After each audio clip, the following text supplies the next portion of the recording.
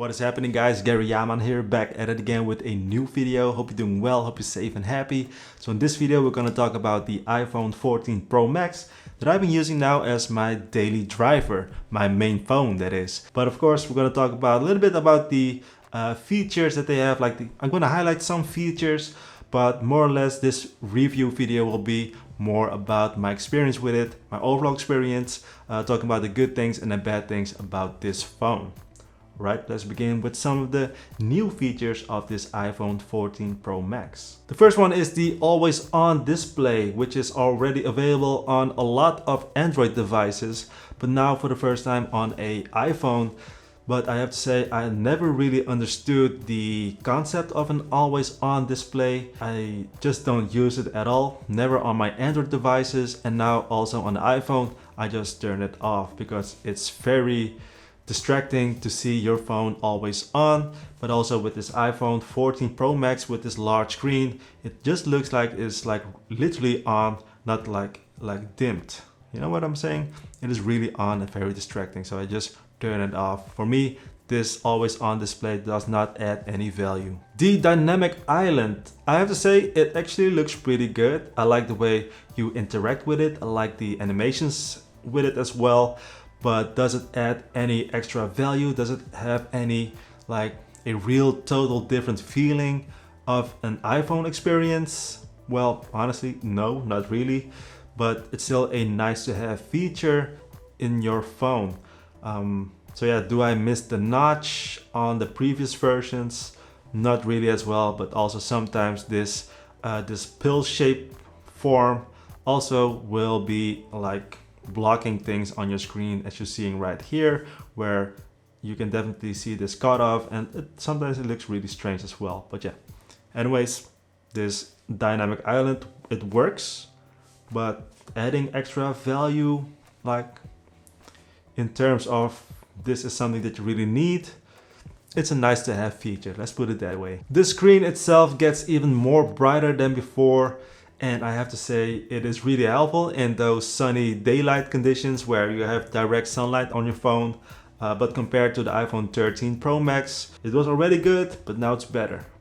If that make any sense, by the way. The cameras, where things are really different, where I feel like here, this adds some real value to this iPhone 14 Pro Max compared to the 13 and 12 Pro Max, by the way. But here with the cameras, we can definitely see some huge differences. Let's talk about the photo part of this camera first. Then afterwards, we're going to talk about the video part. But about the photo part of this camera system, that is, when you shoot in RAW and then you edit the photos, it really feels organic, if that makes any sense. It doesn't feel like it was shot on an iPhone.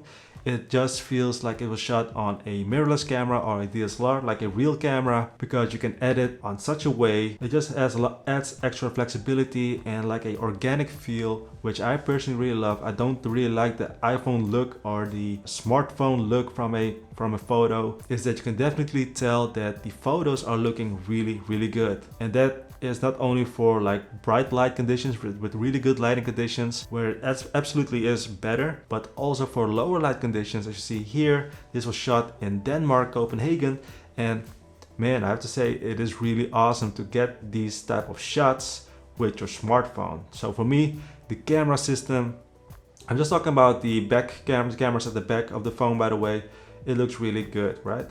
The front facing camera, by the way, for photos, it is more or less the same as the previous versions, but then now with autofocus, it is still really good, but not as good as the back cameras, right? Talking about videos, when we talk about the videos part of this camera system, is actually as good as the previous version, but a little bit better when it comes down to the bokeh or the background rendition, where things become a little bit more blurry because of this bigger sensor that you have on the iPhone 14 Pro Max. And the way that I tend to use the camera system is for quick online sharing content, such as shorts, YouTube shorts, but also Instagram stories and stuff. Those short videos for roughly around 1 minute or even less, you can do it real quickly with this iPhone 14 Pro Max, and it looks absolutely terrific. So that's the Biggest selling point for me, at least, for this iPhone 14 Pro Max compared to the previous one. So if you are like me, you are into content creation, you're into photography, then this is definitely a must-have compared to the iPhone 13 Pro Max. Now, the things that I really like about this one is, of course, it is an iPhone. Everything just works really well. The experience is still the same as the previous versions in terms of the smoothness and how apps are working. Creating online content with this device, you know, it's really easy. You can actually do a lot of things like video editing, photo editing. You can film on it, of course, take the photos and do everything on this phone. Email your clients, email your customers, whatsoever, business partners. You can do it all on this phone, which is really, really good. But also there are things that I don't really like, and that it is still, of course, an iPhone compared to last year and the previous years.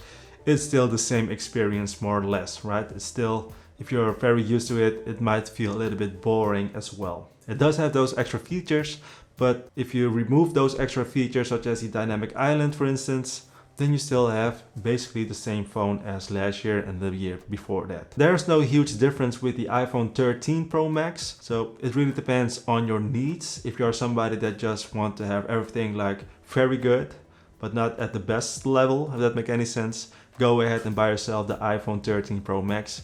Save some money and you will be very happy with it as well. You do miss out on some things, but you must ask yourself if you really need that, yes or no. For me, the biggest selling point was, of course, those 48 megapixels and getting those organic photos. And conclusion is, get this iPhone 14 Pro Max. I do recommend it. I highly recommend it if you are into photography and also online content creation as well, and you really want to have the latest and greatest of the iPhone. But if you don't really need the dynamic island always on display, you don't really care about the cameras, but you still want a really good phone, a really good iPhone, you want the biggest one, then of course the iPhone 13 Pro Max is also a really good alternative, and you also end up saving a little bit of money as well. Alright, if you got any questions, let me know in the comment section down below.